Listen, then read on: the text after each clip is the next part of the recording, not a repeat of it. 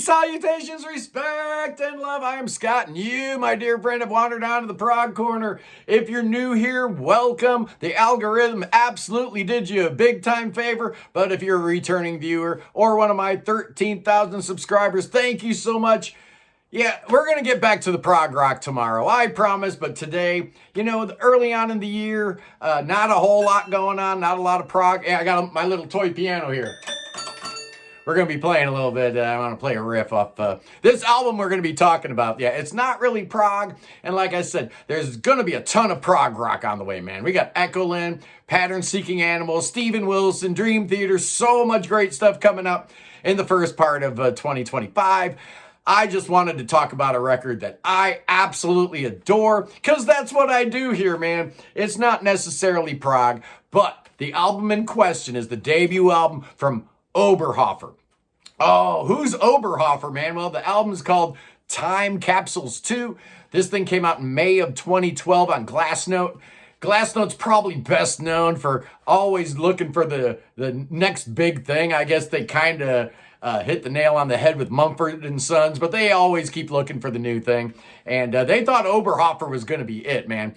This dude, Brad Oberhofer, from Tacoma, Washington. He moves to New York City, wants to be a big old rock star, forms a band, puts a couple self-released singles out, gets the attention of Glassnote. The album came out in 2012. 2012 was a big year for Brad Oberhofer. Not only did they release their debut album, the Steve Lillywhite produced debut album, but they also showed up on David Letterman. They performed at Coachella and Lollapalooza. And then in 2013, they put out an EP. Second album came out in 2015, and now he's kind of doing like soundtracks. He did 19 Tables for Netflix, and the Andy Warhol Diaries was Brad Oberhofer. But we're going to be focusing on this debut album, man. It's called Time Capsules 2. I don't know why it's called Time Capsules 2. I have no idea. I just picked up the vinyl, so I wanted to talk about this band because I am a huge fan. I loved it since the minute I heard it. Pitchfork gave it like a 5.0. They didn't like it. They thought it was too proggy, right? Too much going on. But Steve Lillywhite did such an amazing job on this album. I'm a huge fan. His work with XTC, his work with Talking Heads, Psychedelic Furs, U2, of course, one of the greatest producers of all time. But apparently Geddy Lee doesn't like him because he was supposed to produce Grace Under Pressure, and at the last minute he pulled out. He also pulled a similar stunt with my boy Casey Chaos. I remember me and Casey having a long conversation about Steve Lillywhite and how he's not necessarily a great guy. But anyway, we're going to talk about Time Capsules 2. It's Brad Oberhofer. He plays guitar, keyboards, and vocals. He is joined by Dylan Trelevan on bass. He's still in the band, so those two guys are still doing it. And on this album, you had Pete Sesterzik on guitar, nice stuff, and Matthew Shiner on drums. Does an amazing job. There's 10 songs on this album. It runs like 38 minutes. So what's it all about? If you like pianos and glockenspiels and xylophones, violin, viola, cello, there's all kinds of stuff going on here. Yeah, there is a lot going on here. Absolutely. So let's get into it. All 10 songs are fantastic. The first one is called Heart. It's stylized all in capital letters, so I guess, it's supposed to give you the feels and whatnot. It opens up with a dissonant chord. Piano's playing this cool melody, takes a little breath, and then it comes back in double time, so almost like you're in diminution here. You're in F major, so we're flirting around with A minor a little bit here as well. You get the glockenspiel and the I think it sounds like an accordion, but it might be a melodica. Tinkling ivories everywhere. You have all these tinkling bells, and it's just crazy, man. Everything's going on. The violin arpeggios start going crazy. Kind of makes me think of The Most Serene Republic, or perhaps the drums come to mind. What a way to start an album. Everything in the kitchen sink thrown in there. It's rousing. It's amazing. It's progressive. It's really, really great. Second song is a little bit of a respite from all the heaviness of that first one, and it's called Landline. It's 3.5 minutes long. We're in E, and basically all we're doing is we're going between E and A this whole song. He stops along the way on G sharp a little bit, like a passing chord. But it's a very, very simple song, but it's awesome. It's really cool. It's got a lot of energy, kind of like a jangle pop sort of song, but the guitar tone, absolutely amazing, really fun. And then that gets you to the first single off this album. Apparently this was one of the singles that he recorded before the album came out, so he re-recorded it for this album. And yeah, he plays the melody on a toy piano, and it goes like this.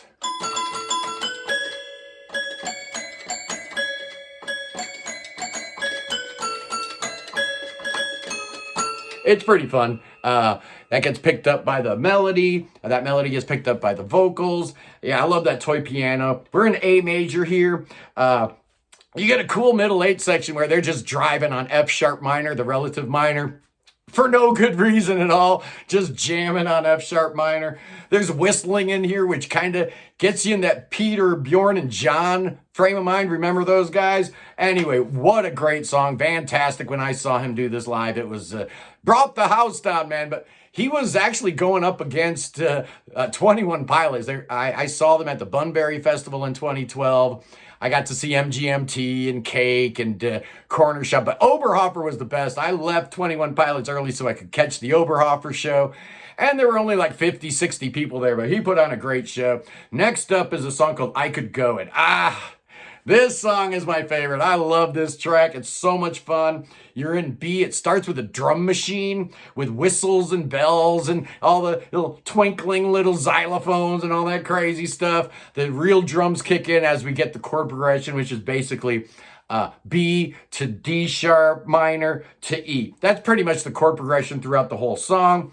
But what I love about this is how the bass and the guitar can't seem to make up their mind when they're going to be shifting to a new note in a new chord. So there's like this weird lag between the bass and the guitar. Really cool. And then if you pay attention, a couple times during the chorus, Brad plays an open chord. It sounds so great, man. You guitar players know what I'm talking about. And then as the song progresses, you get this wild fife and drum section with these,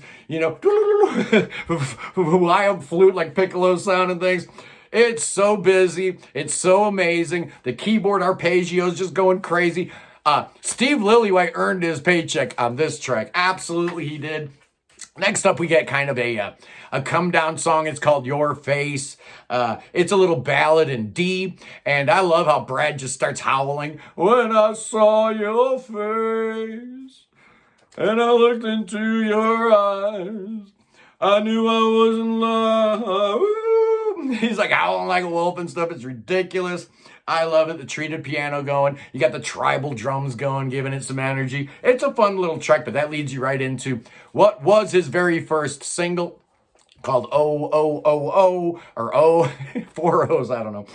It's 344, and this song's amazing, man. Brad's voice and a clean guitar starts it out.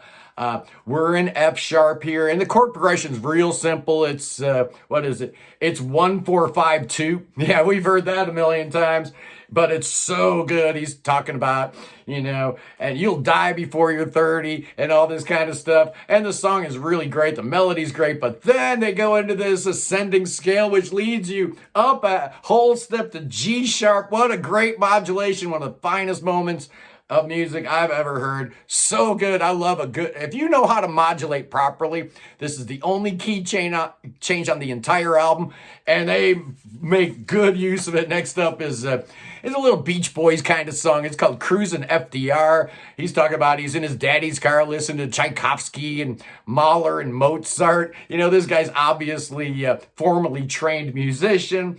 It's like if the Beach Boys moved to the East Coast and started cruising around, the New York City area. The theremin gives it this creepy and cool sound. It's a good track. It only goes on for 3 minutes. So, before you get too tired of it, it's gone. And then you get into the home stretch. And man, the last 3 songs in this album really drive it home, man. First up is Gold. Starts with like an Afrobeat guitar figure. Lots of like rim shots. Drummers hitting the rims. He's hitting the side of his drums and everything. You get a fake ending. I love fake endings.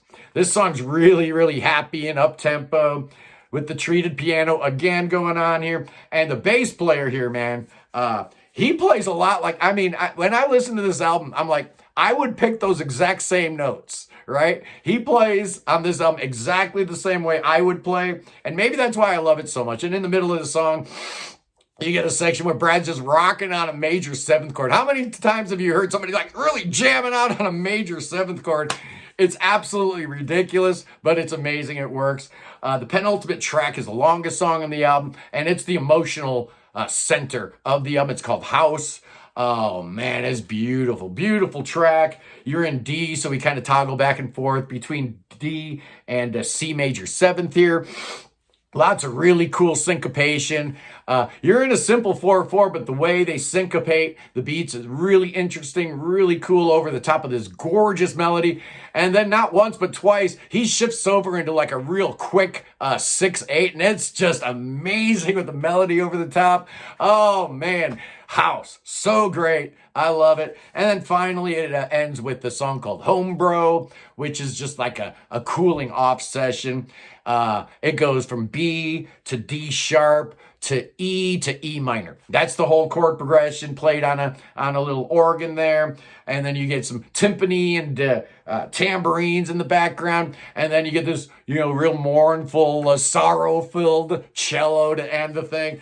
Oh, what a great album, man. What is my score going to be, boys and girls? I love this thing. I absolutely adore this thing. I love Brad Oberhofer. I think the man is an absolute genius who doesn't get any credit whatsoever. So we're doing what we can to try to fix that. Anyway, boys and girls, my score. I'm giving this 9.5 out of 10. There's only a couple little things that I'd change, but this album's 13 years old and it holds up so well. I'm still listening to it. So happy to finally find a vinyl copy under $100. So that was great. So I had to talk about it a little bit.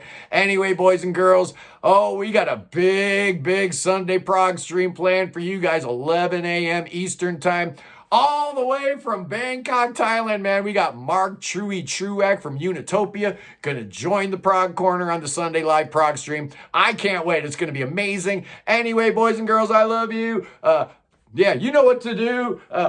Peace in the Middle East, free the Ukraine, free Tibet, free your mind, free beer, free Willie, and let's dance with snakes, boys and girls. Oh, yeah, we're going to dance with some snakes in celebration of Donald Trump. Oh, yeah, our 47th president. Oh, I'm so excited. I'm so proud of him. Now I'm going to dance with snakes to show everybody my appreciation for Mr. Trump. Oh, yeah, Elon Musk is going to save the planet. Oh, yeah, he is. I love you guys. I'm done. I'll see you. Peace.